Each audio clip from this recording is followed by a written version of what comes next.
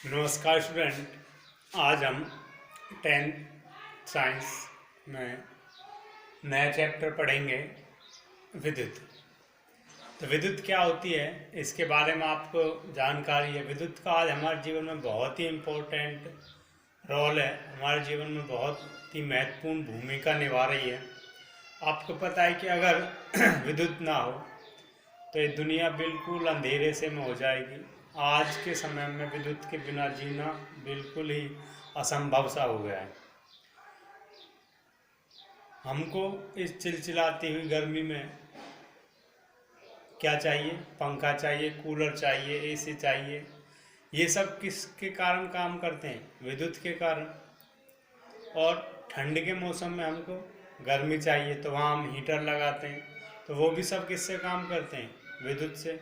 आजकल खाना भी विद्युत से ही पकाया जा रहा है। इंडक्शन कुकर वगैरह हम घरों में यूज करते हैं। और सबसे बड़ी बीमारी फ़ोन की हो गई है। अगर फ़ोन चार्ज ना हो तो बड़ी किल्लत सी लगती है, जीवन बेकार सा लगता है। तो वो भी किसके कारण ही काम करता है? विद्युत के कारण। तो सब कुछ जीने के लिए आज विद्युत हमारे लिए इम्पोर्टेंट हो गई है, तो इसलिए विद्युत की थोड़ी जानकारी रखना भी हमको चाहिए। अब आपको पता है कि विद्युत परिपथ क्या होता है? कि अगर देखा है ना आपने कि कहीं से कोई तार कट जाता है तो क्या होता है? कोई भी तार कट जाए तो हमारा जो भी उसके साथ अप्लायंस जुड़ा हुआ है कोई भी, तो वो काम करना बंद कर देता है। तो इसका मतलब कि वो जो सर्किट है उसका जो परिपथ है वो कहीं ना कहीं से टूटा हुआ है। तो विद्युत का सतत मतलब लगातार और बंद पथ क्या कहलाता है? विद्युत सर्किट। जो तार हैं वो सभी एक दूसरे कार हैं वो सभी जुड़े हुए होने चाहिए, और जिस भी अप्लायंस हो उसके साथ जुड़े हों, कहीं से कोई टूटा नहीं होना चाहिए। तो ऐसा जो परिपथ हो कहलाता है वो क्या होता है? विद्युत परिपथ। तो हम दिखा सकते हैं कि मान लें यही हमारा एक बल्ब है, आज के ज़माने में बहुत इम्पोर्टेंट है, ठीक है। तो इसके साथ हमने एक यहाँ पे बटन लगा दिया, जैसे की बोलते हो आप, स्विच। इसके साथ एक बैटरी हमने कनेक्ट कर दी, ठीक है। तो यहाँ से विद्युत धारा जाएगी, बल्ब जलेगा। अगर ये मान लेते हैं कि हमने स्विच ऑफ कर दिया तो बल्ब नहीं जल पाएगा। तो विद्युत का सतत और बंद पथ क्या कहलाता है? विद्युत परिपथ कहलाता है। समझ में आ गया होगा। कई बार पूछ लिया जाता है 1 नंबर में विद्युत परिपथ किसे कहते हैं। अब बात आती है विद्युत की। तो विद्युत क्या होती है वो जानते हैं।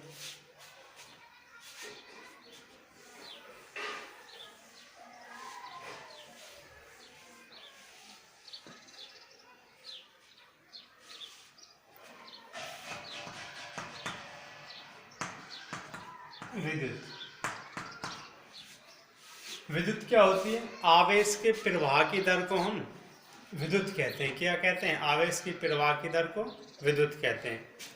तो आवेश के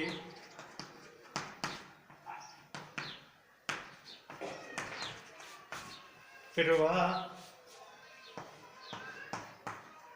की दर को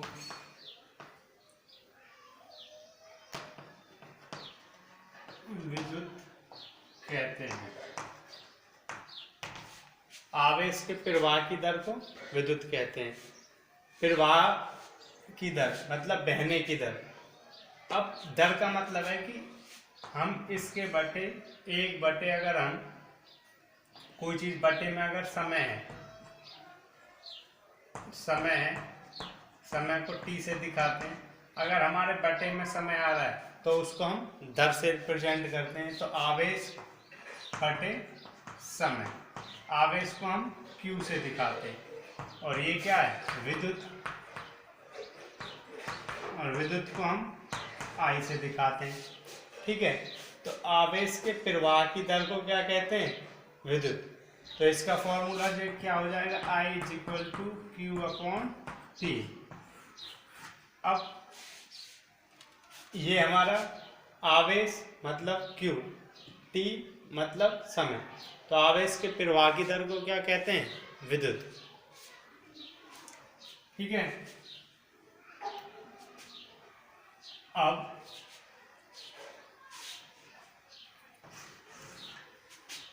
विद्युत का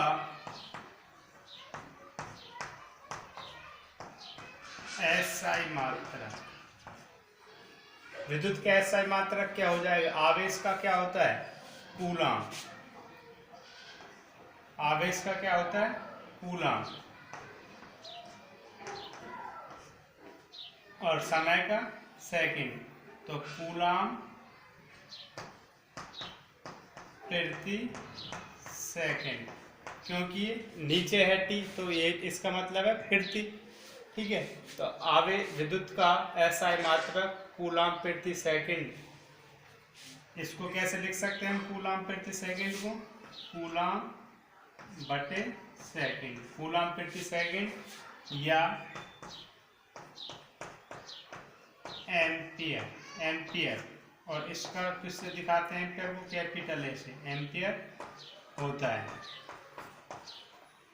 तो ये भी कई बार एक नंबर में पूछ लिया जाता है कि जो विद्युत है उसका एसआई मात्रक क्या होता है? तो एम्पियर होता है। ठीक है, या फिर कूलाम प्रति सेकंड या फिर एम्पियर, जो भी आपको ऑप्शन में हो वहां से आप चूज कर सकते हो। ऑप्शन नहीं है तो सीधा एम्पियर लिख दें, कोई प्रॉब्लम नहीं है। ठीक है,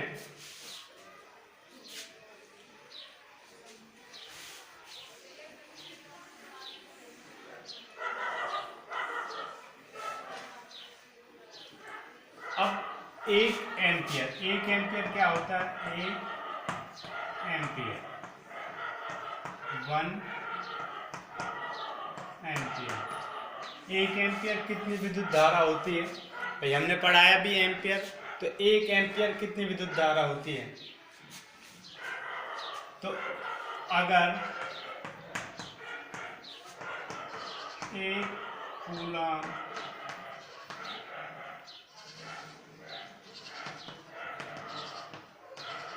आवेश का प्रभाव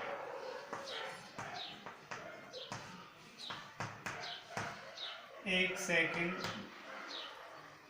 या ऐसे लिख लो सीधा, थोड़ा समझने में प्रॉब्लम होगी इसको। अगर एक सेकंड में एक कूलाम आवेश प्रवाहित हो, तो अगर एक सेकंड में एक कूलाम आवेश प्रवाहित हो तो इसे एक एम्पियर कहते हैं। अगर एक सेकंड में हमारे कितने आवेश प्रवाह हो रहे हैं?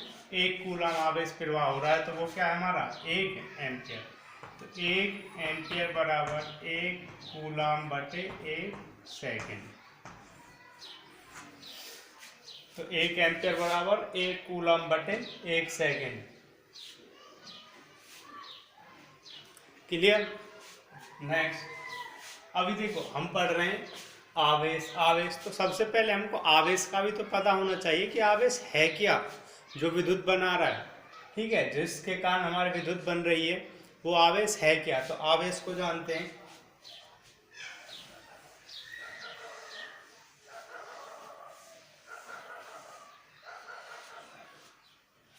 आवेश,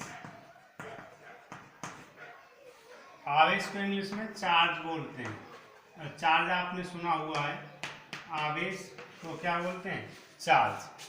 ठीक है, तो आवेश क्या होता है? चार्ज क्या होता है? ये किसी की भी इंटरनल प्रॉपर्टी होती है, इंट्रिंसिक प्रॉपर्टी होती है किसी भी पदार्थ की। ये आंतरिक गुण होता है जिसके कारण वो किसी दूसरे पदार्थ पर बल लगा सकता है। ठीक है, और आवेश कब आता है किसी बॉडी पर? जब एक इलेक्ट्रॉन वहाँ से, या तो वो कहीं से इलेक्ट्रॉन ले या किसी को इलेक्ट्रॉन दे। ठीक है, तो आवेश कब आता है? इलेक्ट्रॉन के ट्रांसफर होने से क्या आता है? आवेश।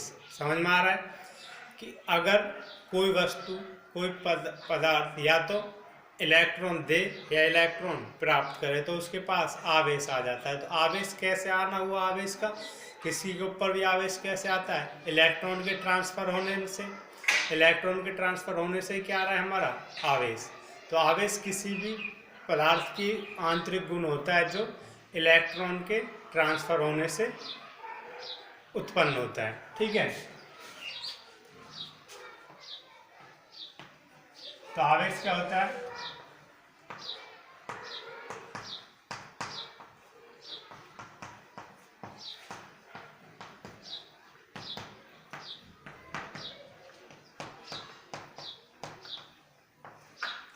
आवेश किसी पदार्थ का आंतरिक गुण होता है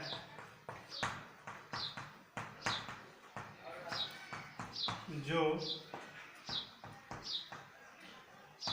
इलेक्ट्रॉन के स्थानांतरण होने से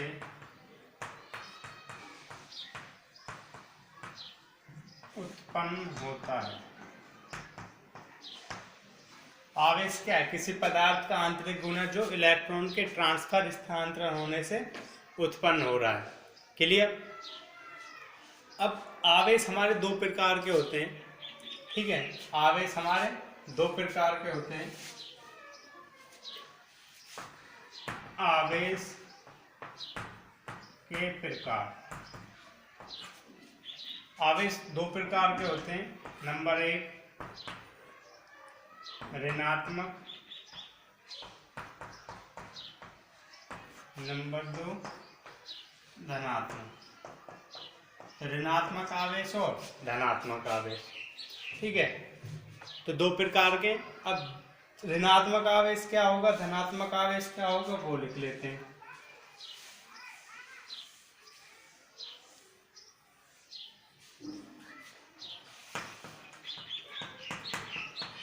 ऋणात्मक आवेश मतलब नेगेटिव चार्ज।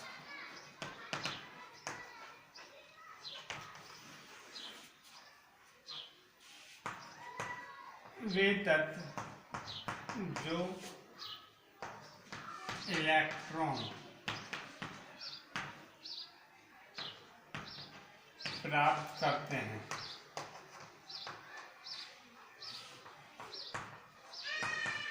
ऋणात्मक,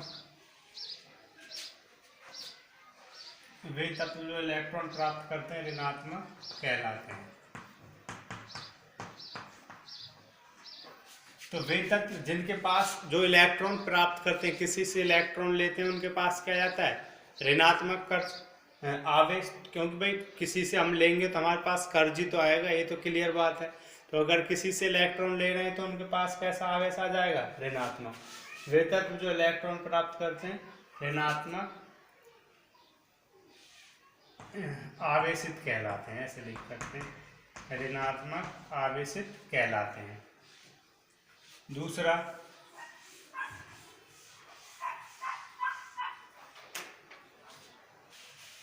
धनात्मक आवेश मतलब पॉजिटिव चार्ज। वे तत्व जो इलेक्ट्रॉन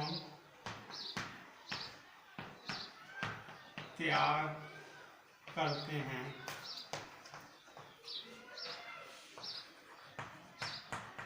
धनात्मक आवेशित कहलाते हैं। अब वो तत्व जो इलेक्ट्रॉन का त्याग कर रहे हैं वो क्या कहलाएंगे, हमने किसी को पैसे दिए तो इसका मतलब हम साहूकार हैं, धनी है, तो जो इलेक्ट्रॉन दे रहा है वो क्या है धनात्मक आवेशित कहलाएगा, उसके पास धनात्मक चार्ज आ जाएगा, धनात्मक आवेश आ जाएगा। ठीक है। अब एक बात नेक्स्ट, आवेश का एसआई मात्रक कूलाम, सी से दिखाते हैं, कूलाम होता है। तो आवेश का एसआई मात्रक क्या होता है? कूलम। और इम्पोर्टेंट है, बहुत बार पूछा गया है आज तक एग्जाम में कि आवेश का एसआई मात्रक क्या होता है। तो आवेश का एसआई मात्रक क्या होता है? कूलम होता है, जिसे हम सी से दिखाते हैं। क्लियर?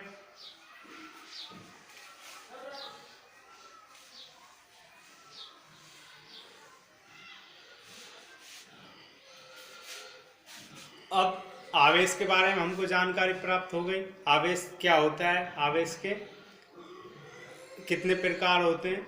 अब आवेश के गुण।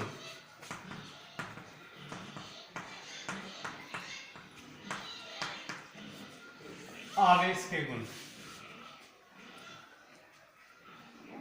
नंबर 1, 2 इसके गुण होते हैं जो एक समान आवेश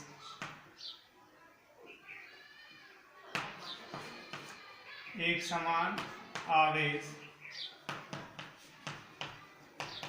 एक दूसरे को प्रतिकर्षित करते हैं। एक समान आवेश से एक दूसरे को प्रतिकर्षित करते हैं। अगर एक जैसे ही दो चार्ज हैं, है ना, तो वो क्या करेंगे? एक दूसरे को धक्का देंगे, दूर फेंकेंगे, अलग हटाएंगे। दो असमान आवेश एक दूसरे को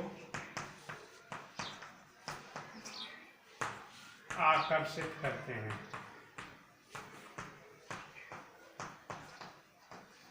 जो असमान चार्ज है वो क्या करेंगे? एक दूसरे को आकर्षित। तो असमान चार्ज क्या करेंगे? एक दूसरे को आकर्षित, मतलब अलग अलग तरह के जो चार्ज हैं आवेश है वो एक दूसरे को आकर्षित करेंगे। मतलब अगर हम पॉजिटिव पॉजिटिव लें, नेगेटिव नेगेटिव लें, तो ये क्या करेंगे? प्रतिकर्षण, मतलब एक दूसरे को ये धक्का देंगे। अगर हम पॉजिटिव नेगेटिव लें या नेगेटिव पॉजिटिव लें, तो ये क्या करेंगे? एक दूसरे को आकर्षित करेंगे, एक दूसरे को अपनी तरफ खींचेंगे।